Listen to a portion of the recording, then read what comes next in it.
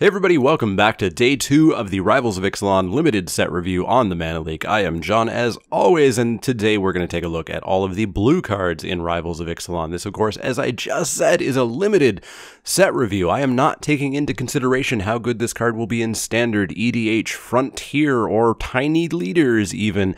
We're just talking about limited here. And I, of course, want to hear your comments in the comments down below. Talk with me, talk amongst yourselves, argue about the cards, just keep it respectful.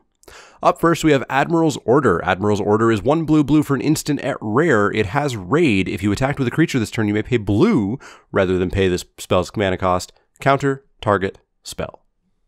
Here's a rare, and there's a bunch of them that you just never, ever want to see in your pack. You're going to cry if you open this. It's a cancel, except when it's a Dispel. Basically, 2 cards that you never, ever really want to play in limited. But John, I hear you say it's not Dispel, it counters any target spell. But you're not attacking on your opponent's turn unless you have a Party Crasher and you're playing Unstable, which means that the only thing you're countering on your turn when you have Raid active is an instant, which is what Dispel counters. Yes, there's like a couple of creatures that you could be countering their flash creature, but come on, it's not happening. Yeah, and when it's not Dispel, it's just cancel. I'm out on this. Side it in whenever you would side in a cancel or a Dispel, which is pretty damn rare. I've got this at a D-. I'm not touching Admiral's Order, and I'm feeling really bad when I open it. Aquatic Incursion is up next. Aquatic Incursion is 3 blue for an enchantment at uncommon. When Aquatic Incursion enters the battlefield, create 2 1/1 blue merfolk creature tokens with hexproof. Pay 3 blue, target merfolk can't be blocked this turn. 4 mana for 2 1/1 hexproofs is not really where I want to be. The ability to make something unblockable is definitely a nice mana sink though late in the game, and your 1/1s can chump block while you get in with your bigger merfolk, so I guess that's nice. This does, though, just feel like a card that historically has been pretty unplayable in most formats. I could maybe see the mana sink ability here saving it, and it's not do nothing because it does make 2 1/1s. I'll have to play with it, or more likely see it played, but I'm going to start it at a C-, and it's probably realistically more in the D range. Up next is Crafty Cutpurse. Crafty Cutpurse is 3 blue for a creature human pirate at rare. It's a 2/2. It has flash, so I guess there's a flash creature that we just talked about. When Crafty Cutpurse enters the battlefield, each token that would be created under an opponent's control this turn is created under your control instead. This is definitely a super cool design, but it does feel almost sideboardish in limited. Like against vampires, getting a vampire or 2... Sure, that makes it worth 4 because then you're getting a 4/4, but it doesn't excite me exactly, and it's a very specific situation for that to happen. Against dinosaurs, stealing a 3/3 that's going to get made is cool. Getting a treasure, generally not interested in that, especially if I'm confidently passing the turn with 4 mana up. It doesn't sound like I'm dying for that treasure.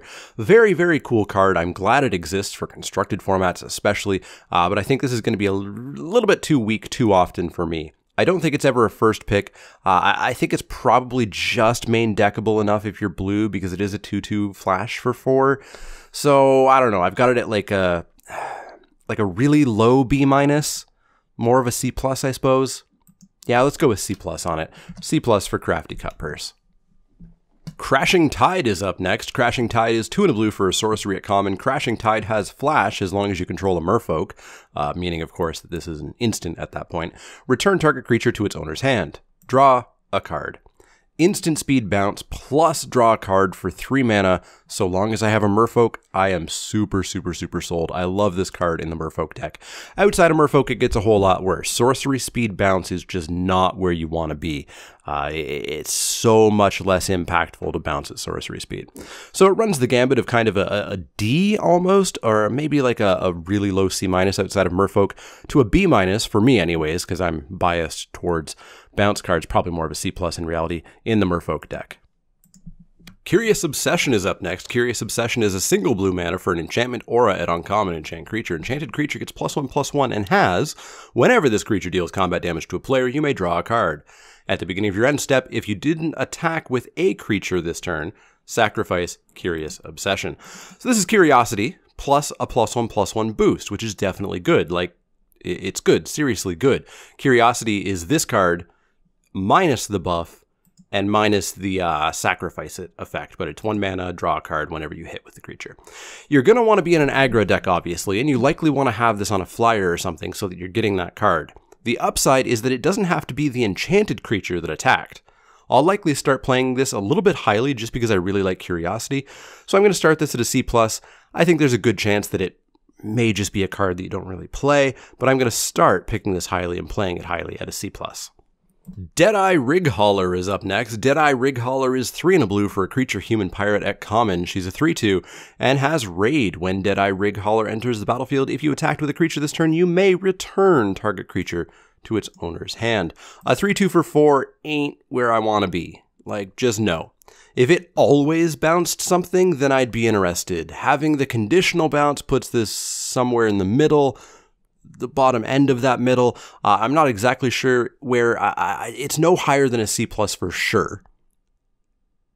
And I don't think it does hit C+, just because it's so completely out of order. The temporal aggro plan is bounce and then attack. Attacking then bouncing at sorcery speed after combat is just not part of the plan. So I'm going to put this at a C. That kind of hurts rating a bounce effect so low, but I think it's a C at best.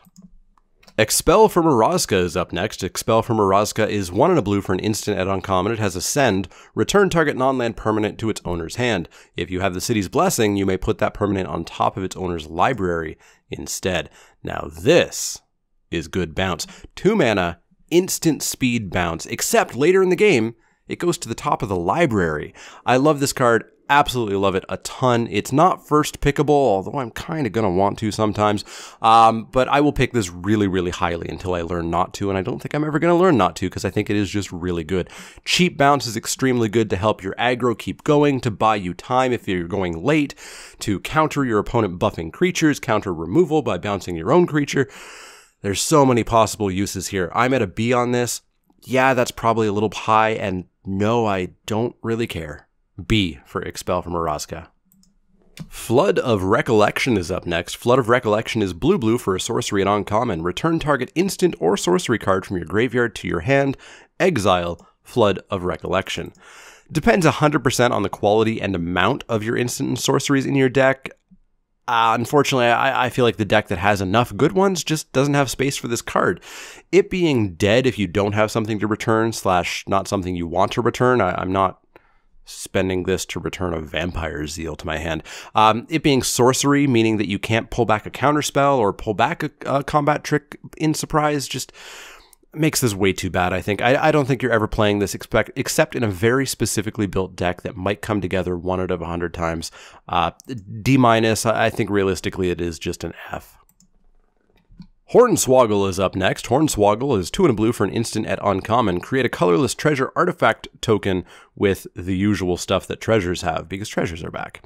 I love Essence Scatter in Limited, and this is Essence Scatter after you cash in your 1 mana rebate off the treasure. But Essence Scatter was 2 mana to cast, just straight up. At 3 mana, this is a little bit closer to cancel, and a cancel that doesn't hit non-creature spells, by the by. But it is only a single blue, so I don't know. Keeping 3 mana up in case they play a creature that's worth counting isn't generally where you want to be, so I don't think this will be quite as good as Essence Scatter despite that uncommon rarity, but I still think it will be better than Cancel due to that mana rebate and the single blue mana cost. So it's like, I don't know, I think it's maybe like a C-. I think you pick it quite late. I think it does get happily played if a true controlling deck exists, but I don't think you want to go out of your way to play this otherwise. So I've got it at a C-. There are decks that I think will happily play it, and I don't think it's a sideboard card like many counterspells often are. Induced Amnesia is up next. Induced Amnesia is 2 and a blue for an enchantment at rare. When Induced Amnesia enters the battlefield, target player exiles all cards from his or her hand face down, then draws that many cards. When Induced Amnesia is put into the graveyard from the battlefield, return the exiled cards to their owner's hand. I assume this is just a constructed jank card. It seems terrible to cast on your opponent in Limited. It becomes a more and more dead card the longer the game goes on, and your opponent runs out of cards. Casting it on yourself could be good, but again, how often do you have a bunch of cards in your hand where you literally don't want any of them? And this needs to do what? Draw you 2 or more cards for it to just be better than a Divination? And again, a dead card late in the game when you're out of cards just is not where you want to be. While people will definitely go crazy on the various wacky things that you could actually do with this, I'm going to say this is just too variable and weak for my tastes. The best case scenario is probably where you keep 2 or 3 extra lands late in the game, draw and play this and get some gas, but you got to have this card in your deck in the first place, and I don't think you should. I've got this just at an F. Kitesail Corsair is up next. Kitesail Corsair is 1 and a blue for a creature human pirate at common. It's a 2/1. Kitesail Corsair has flying as long as it's attacking. Seems solid. You're not really blocking flyers with your 2/1 flyer anyway, and you just want to slam in with it. Being basically a reverse Welkin turn is fine by me, and this is a card that I'll play every copy of in most blue decks. Easy C+, and a relatively high one at that. I will pick this pretty high mid-pack. 2/1 flyers for 2. They're some of my favorite things. Kumena's Awakening is up next. Kumena's Awakening is 2 blue for an enchantment at rare. It has Ascend. At the beginning of your upkeep, each player draws a card. If you have the City's Blessing, instead, only you draw a card. You obviously want to get the City's Blessing as quick as possible after playing this. Luckily, you should be at least halfway there when this comes down. The longer this stays symmetrical, the worse it is. Repeat after me, do not give your opponent free resources. Despite the art and the name, I think this fits way better in a pirate deck that's going to have some early treasures to really make sure that you do hit that City's Blessing quick. I think you can first pick this and build towards it, so I'm going to start it around a B, but please get that Blessing ASAP. Mist-Cloaked Herald is up next. Mist-Cloaked Herald is a single blue mana for a creature Merfolk Warrior at common. It's a 1/1. Mist-Cloaked Herald can't be blocked. That's it. Please don't make me sit through another set of OMG Slitherblade is the best deck. A 1/1 unblockable for 1 is just not that good, and you're even less likely to get a ton of them in the 2 Rivals 1 Ixalan split of packs than you were in Triple Amonkhet with the actual Slitherblade. Gets slightly better in the Merfolk Synergy deck, but I'm still just not interested. I'm cutting this as often as I possibly can. Please don't meme this deck. Please don't make me sit through Slitherblade being quote-unquote heavy quotes a real deck. D for Mist-Cloaked Herald. Negate's back because Negate is always back. Negate is 1 and a blue for an instant at common, counter target non-creature spell. It's a sideboard card. It's always been a sideboard card. It will always continue to be a sideboard card. You can barely main deck this in sealed just because people tend to play a few more non-creature spells because they have to play what's in their pool. But this is a D. It's always a D. On to the next card. The next card is Nezahal, Primal Tide, not a D. 5 blue for a legendary creature Elder Dinosaur at rare. It's a 7/7. Nezahal Primal Tide can't be countered. You have no maximum hand size. Whenever an opponent casts a non-creature spell, draw a card. Discard 3 cards, exile Nezahal, return it to the battlefield tapped under its owner's control at the beginning of the next end step. That's a ton of text, most of which is just not going to mean anything in Limited. A 7/7 for 7 with no combat-relevant abilities isn't something that I'm super looking for. Can't be countered, cool, that's basically literal flavor text in Limited. No maximum hand size, also literal flavor text in Limited. Draw a card every time my opponent casts a non-creature spell. Well, we all know how often I warn you about prowess and remind you that in a 23 spell deck, only usually like 6 of those cards are non-creatures, maybe 7. And how many of them does your opponent have left on turn 7+ when this actually comes down? The ability to dodge removal and such is nice, though discarding 3 cards is a heck of a cost to pay. Ultimately, this just feels way too costly to me for way too little. If you can pull off a controlling late game deck, this will definitely fit right in and probably be solid enough a finisher, but I think the majority of blue decks just aren't going to want this. I'm going to start low, like low enough that I expect people to yell at me in the comments for it. I'm going to actually start it at a C-. It is actually close to a D. Constructed, I can see some fun stuff with this for sure, but Limited, I don't see it. I think it's too costly for way too little. Up next is more Bounce. Release to the Wind. Release to the Wind is 2 and a blue for an instant at rare. Exile target non-land permanent. For as long as that card remains exiled, its owner may cast it without paying its mana cost. I've really tried, but this being a rare makes me sad. I fully understand it's a complexity thing, putting something in the exile zone and then casting it from the exile zone and without paying a mana cost. There's a whole bunch of complexity there that this probably just has to get locked away at rare.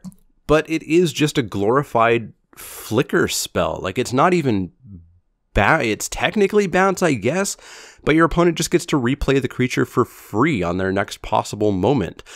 It's a little bit better bouncing your own stuff because then you get to replay it for free. But leaving 3 mana up in case of removal, that's not really where I want to be. Playing a bounce spell on your own creatures is usually an oh crap, I need to do this move. It's not the point. It's not the plan of your bounce spells. I think this card should be picked up relatively late, and while probably like just playable enough, it's going to get a C at best for me. I don't like this card. I think it's another rare that I'm going to feel real bad about opening. River Darter is up next. River Darter is 2 and a blue for a creature Merfolk Warrior at common. It's a 2/3. River Darter can't be blocked by dinosaurs.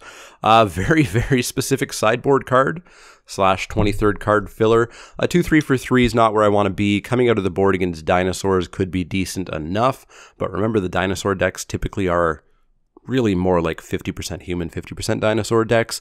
Very, very late pick, D+. I don't think you main deck this card unless you are desperate for a creature.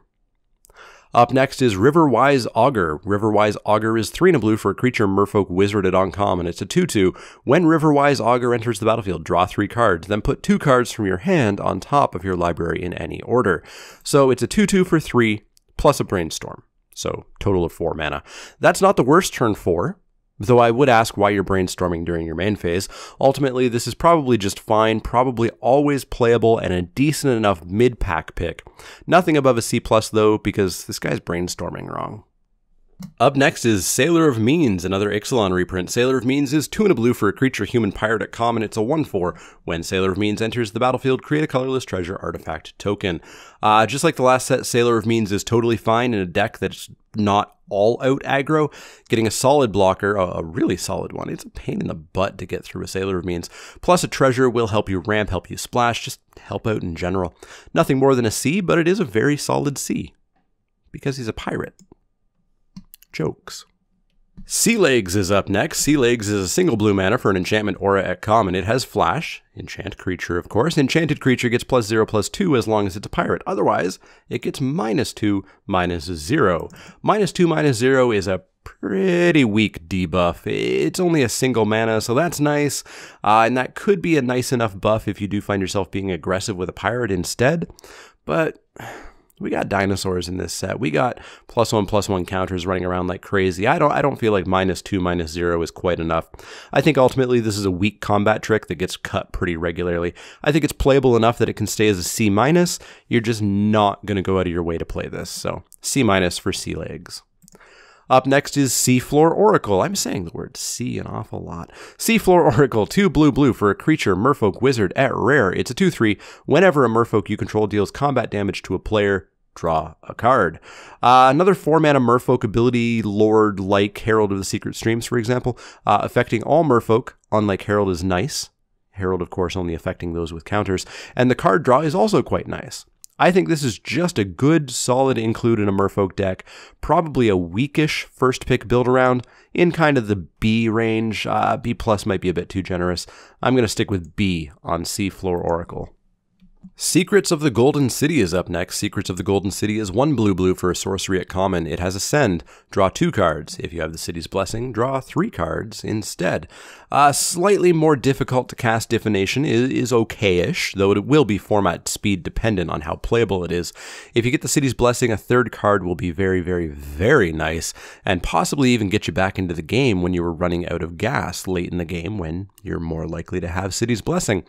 If this is like formats that I've historically liked, then this will be a solidly playable card, and I'm going to go with an optimistic B-. If it's a fast format, which these days it usually is, it's probably more like a C. But I'm going to stick with some optimism and put this at a B-. Up next is Silvergill Adept. Silvergill Adept is 1 and a blue for a creature Merfolk Wizard at uncommon. It's a 2/1. As an additional cost to cast Silvergill Adept, reveal a Merfolk card from your hand or pay 3. When Silvergill Adept enters the battlefield, draw a card. As long as you're solidly Merfolk, as long as you're going to have a Merfolk to reveal, Silvergill Adept is a solid card. A Piker is begrudgingly playable anyways, and a Piker that draws a card is just fantastic. If you're not positive that you're going to be able to cast this for 2, then it does drop in value sharply. If you're a blue-black pirates deck and you have like 3 merfolk in your deck, this is way worse. 5 mana for a 2/1 in a card is just way, way, way too much. Know when to cut this, namely when you are in a pirate deck or something like that. But if you're in a merfolk deck, you're going to pretty happily play this at like a C+, maybe even a B-. Siren Reaver is up next. Siren Reaver is 3 and a blue for a creature Siren Pirate at uncommon. It's a 3/2. It has Raid. Siren Reaver costs 1 less to cast if you attack with a creature this turn, and it has Flying. It's also my least favorite templating, where a very important combat effect is below a giant block of text, but at least it clearly flies in the art, so that shouldn't be as much of a problem. A 3/2 flyer for 4 is slow, but you'd play it, you'd pick it at like a C.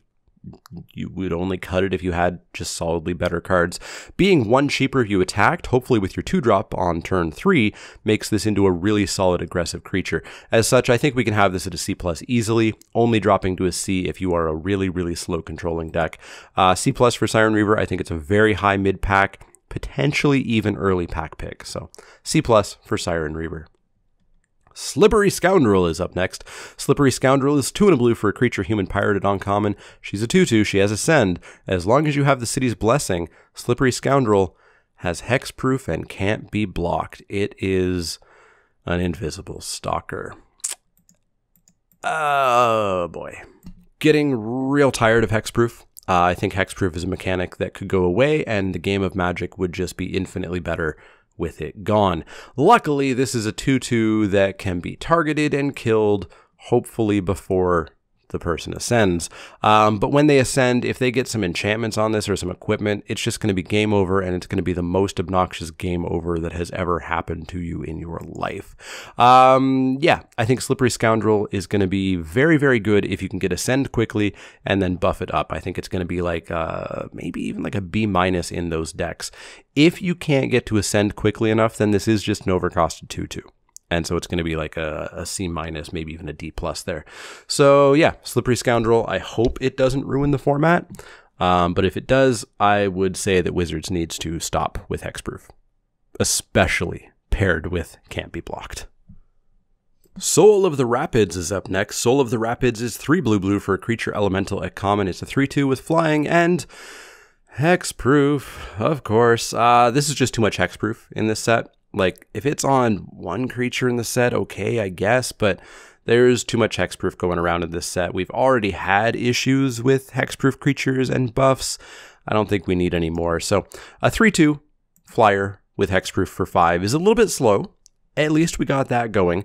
Ascended Law Mage from Return to Ravnica was 2 blue-white for a 3/2 flying hexproof, and it was fine. It was playable, maybe even edging on good. This being a bit slower does keep it, I think, at fine, playable, and edging on good. I've got it at like a C+. I think it's fine. I think you'll always play it unless you are super low curve, like blue-red aggro or something. And yeah, again, if this gets buffed, it's just going to be obnoxious, and I hope evidence that this mechanic needs to die. Spire Winder is up next. Spire Winder is 3 and a blue for a creature snake at common. It's a 2/3 flying, as snakes often do. It has Ascend. Spire Winder gets +1/+1 as long as you have the city's blessing. So you've got yourself a 3/4 flyer for 4 if you do have that blessing. A 2/3 flyer for 4 is a hard sell, especially when we have a 2/3 flyer for 3 already over in white. If it becomes a 3/4 flyer, it becomes somewhat more solid, and it's not supremely important that that happens quickly either. You can drop this on turn 4 and wait a turn or 2 to get the city's blessing, and you still have a 2/3 flyer that can hopefully smash in for 2 or 4 damage. All in all, I'll happily play this card in most decks. I'm not going to go out of my way to play it. I'm not going to go out of my way to pick it. It's just kind of a middle-of-the-road C. Up next is Sworn Guardian. Sworn Guardian is 1 and a blue for a creature Merfolk Warrior at common, and it's a 1/3 vanilla. It is almost literally Maritime Guard, except it's a warrior instead of a soldier. I guess Maritime Guard doesn't quite fit the flavor of Ixalan, since Ixalan's merfolks are actually all like inland river people, as opposed to maritime shoreline living fish folk. Anyways, like Maritime Guard, this should be cut pretty regularly. Having merfolk synergy in the set doesn't really save it that much. Didn't save Headwater Sentries, doesn't save Sworn Guardian. So C-, cut it pretty regularly, even in your merfolk decks. Up next is Timestream Navigator. Timestream Navigator is 1 and a blue for a creature, human pirate wizard. She's a mythic 1/1 with Ascend. Pay 2 blue, tap, put Timestream Navigator on the bottom of its owner's library. Take an extra turn after this one. Activate this ability only if you have the city's blessing. This is a trap. It's a 1/1 for 2, which is not a card you ever play, ever. It only has utility after you've gotten the city's blessing, which is going to be a long time after turn 2, and you have to pay 4 and tap her for the extra turn, which just doesn't excite me. If you've played Cube, you've likely seen how often Time Walk, the literal best take an extra turn card ever printed, is just an explore. It's just I pay 2, I spend part of, if not all of my turn casting this card, I draw a card, I put down another land, and I play a card. People will go crazy over this idea because, of course, an extra turn just feels like cheating, but it's really, really, really rarely worth it. So I'm putting this real low, like you shouldn't play it low. I've got it at a D. I don't think it's good. Warkite Marauder is up next. Warkite Marauder is 1 and a blue for a creature, human pirate at rare. It's a 2/1 flyer. Whenever Warkite Marauder attacks, target creature defending player controls loses all abilities and has base power and toughness 0/1 until end of turn. I love this creature. As I've already talked about, a 2/1 flyer for 2 is already totally something I'm into. I've first picked them in super weak packs before, and I do tend to take them quite highly. A 2/1 flyer that blanks a creature of my choice, maybe the flyer that was laughing at my 2/1 flyer that it thought could block, is just solid. I'll first pick this a lot and might have to hum and haw between this and a lot of removal, to be honest. I love it. It's not a bomb per se because it's not going to just win the game in a swing or two. It's going to take many swings for this to win the game, but I'll put this at a B+ easily. I think it's a solid card. I think it's first pickable a lot of the time. Our final card for blue is Waterknot. Waterknot is 1 blue for an enchantment aura at common, enchant creature. When Waterknot enters the battlefield, tap enchanted creature. Enchanted creature doesn't untap during its controller's untap step. It's a functional reprint of Claustrophobia. It's exactly Claustrophobia, which is fine by me. This is unconditional removal for the vast majority of the time, barring enchantment removal or some way of repeatedly untapping a creature. But that doesn't make me flinch on the rating at all. This is a solid B. You can first pick it without feeling overly bad. Always play this. Always pick it. All right, so that's going to wrap it up for all of the blue cards in Rivals of Ixalan. Blue looks fun. There's a lot of bounce. There's a Claustrophobia reprint, as we just saw. Looks like a really nice controlling color. So hopefully we can actually get back to some controlling magic. It's been a long time. I'd love to see it back. I don't have the highest of optimism that it's back, but I see stuff that can help us get there. Let me know what you're excited about in blue. Let me know what ratings you agree with, disagree with, etc. in the comments down below. As always, if you do have any questions, comments, or suggestions, you can find me on Twitter at TheManaLeek. That's L-E-E-K like the vegetable, not the card. You can also find me at Facebook.com/TheManaLeek, Twitch.tv/TheManaLeek, and Patreon.com/TheManaLeek. If you like the content, click that thumbs up button. Click subscribe if you want to see more. And if you have questions, comments, or suggestions, let me know. Otherwise, see you all tomorrow.